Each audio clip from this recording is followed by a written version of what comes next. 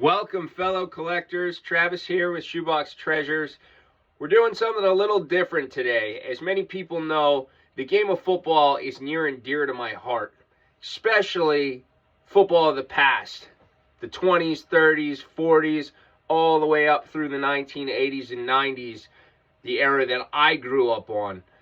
I think today, instead of doing anything with cards, I'd like to talk about last night, the Hall of Fame in particular at the NFL Honors.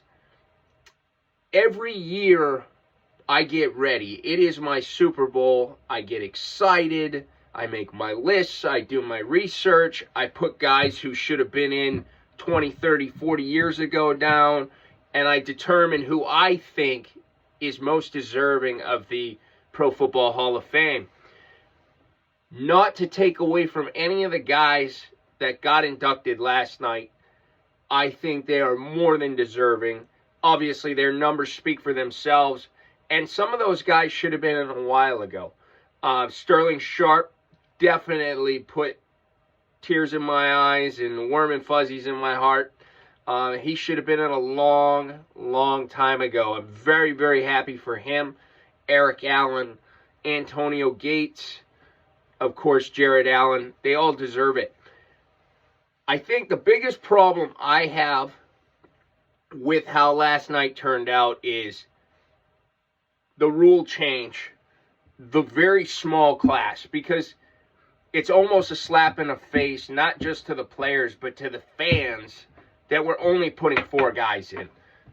Like me, a lot of people look forward to this. Their favorite player, people they grew up on, guys that deserve to be there and have the numbers, the career, and the accolades to be part of the Pro Football Hall of Fame.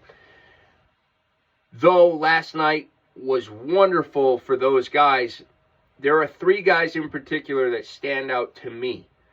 A huge football fan, someone who played the game for 17 years, not on a pro level, but know what it takes to prepare every day for battle in the great game of football. 3 guys that I think, without a shadow of a doubt, were the best 3 candidates we're going to touch base on. We're not going to go through every accolade they have or what they did for the game. But we're going to touch base on them, and I'm going to make my argument of why they should be in the Pro Football Hall of Fame. First and foremost is the biggest snub of the last 45 years. And I understand the off-the-field shadows overshadowing this guy in particular. But at the end of the day, to have a Pro Football Hall of Fame and not have a Jim Tyrer is a crying shame. Jim Tyrer was one of the greatest, if not the greatest, offensive tackle in pro football history. He was arguably the greatest AFL player to ever play the game. He was so solid every time he was on the field. He blocked for a Hall of Fame player in Len Dawson.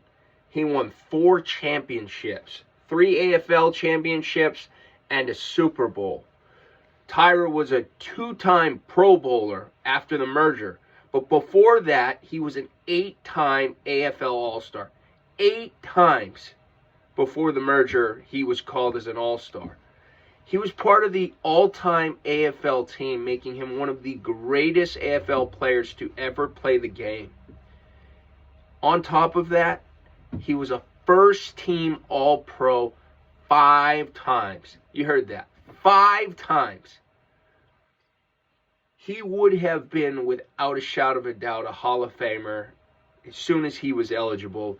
Unfortunately, as we've now learned, the repercussions of CTE on the brain, Jim Tyrer took his own life and the life of his wife in 1980. Though I don't condone this or try to make light of the situation, this was a pretty serious event. I don't think, after 45 years and his own children forgiving him, and his own children begging the Hall of Fame to put him in because he deserves it. Don't let their mother and father's deaths be overshadowed over his pro football career. It was pro football that was the main reason for those deaths. Let's make something good out of it. Yet, a lot of the writers and voters have said they will never put Jim Tyrer in because they won't put a murderer. If you read the Pro Football Hall of Fame rules, it clearly states only what a player has done on the field will be used to determine if they are a Pro Football Hall of Fame candidate. Take Jim Tyrer's name off his accolades, put him next to any other offensive tackle in the Pro Football Hall of Fame, and he is number one every time. Nobody comes close to him. Nobody. So that was a big one for me. The next guy I'm going to bring up is another old player. His name is Maxie Bongen. Maxie was a 5-time All-Pro. He was a 7-time Pro Bowler. He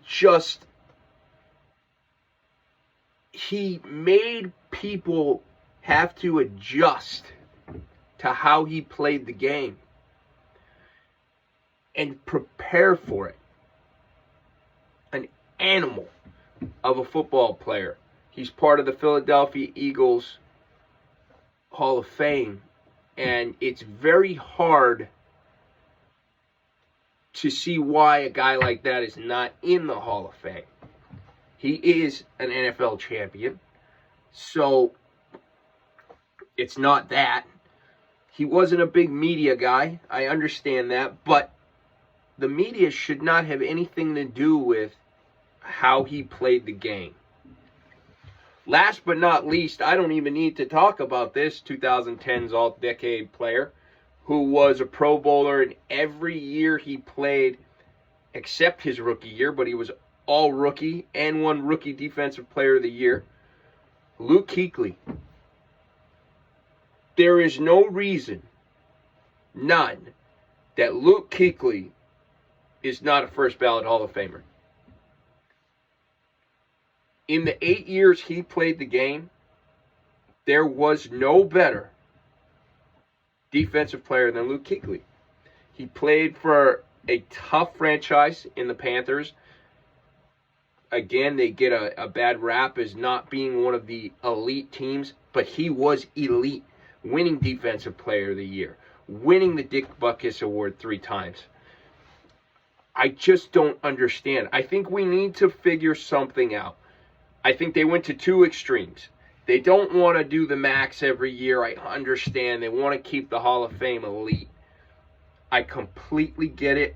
Nothing wrong with that. But we have to look at, okay, this isn't good over here, and this really isn't good. There are a lot of fans, including myself, that are very disappointed with only having 4 candidates. We could have put 7 in.